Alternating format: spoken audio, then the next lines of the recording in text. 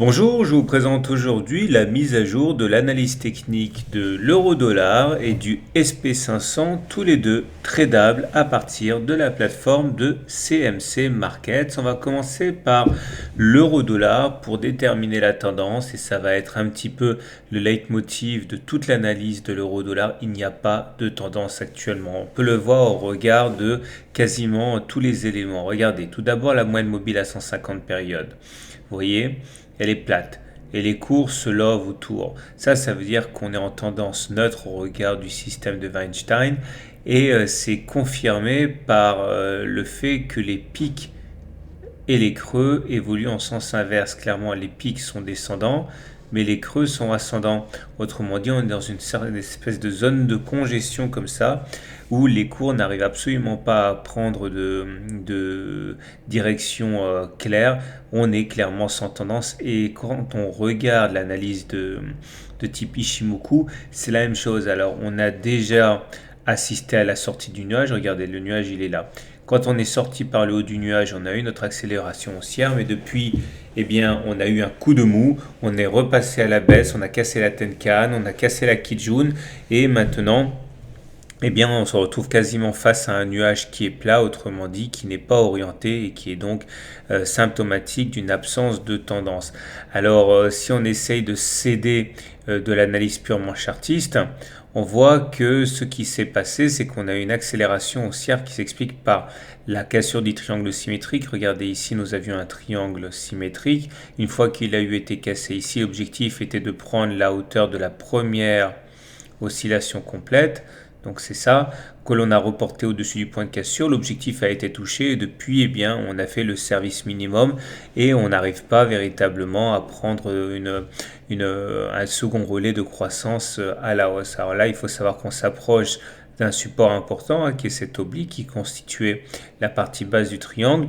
Donc il y a une concordance pour penser qu'on devrait être sur des supports du fait qu'on arrive sur le nuage Ishimoku et également sur le support ici.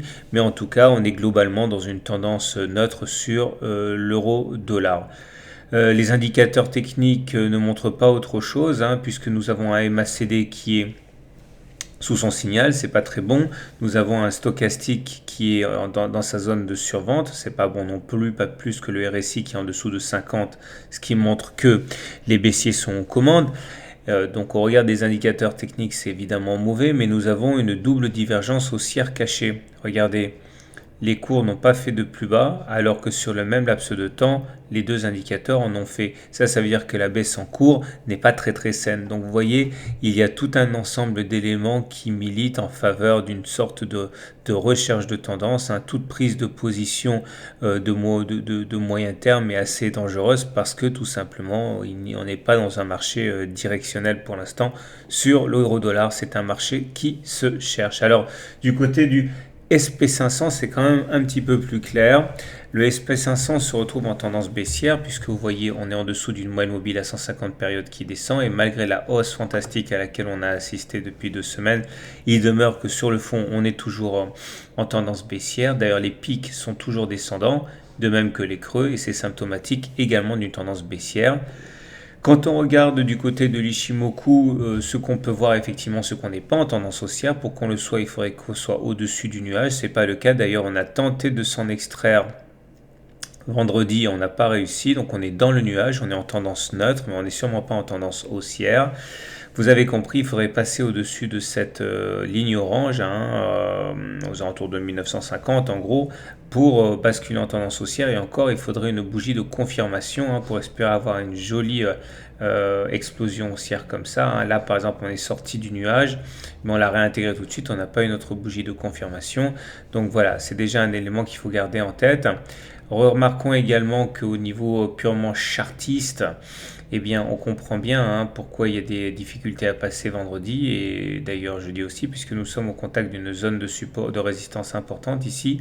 Et combiné à cette zone de support-là, on voit qu'on est globalement à l'intérieur d'un canal. Alors, si on arrivait à clôturer au-dessus de cette zone, encore une fois, les 1950, on pourrait avoir une poussée haussière vers les 2100. Ça confirme en gros ce qu'on disait précédemment avec le nuage Ishimoku, mais pour l'instant rien n'est acquis. Alors les indicateurs techniques sont plutôt bien orientés, hein. Le MACD est au-dessus de son signal. Le stochastique est dans sa zone de surachat au-dessus de 80 et le RSI au-dessus de 50. Il demeure que on pousse, mais on bloque sur les résistances maintes fois mentionnées, hein, la zone là qu'on a vue en orange et également le nuage. Donc c'est haussier, mais au contact de résistance et ça c'est pour le court terme. Par contre, à moyen terme, on est toujours en tendance baissière. C'est pour ça qu'il faut se méfier des résistances. Voilà, je vous souhaite une bonne semaine, une bonne journée, de bons trades. À très bientôt pour une autre analyse technique.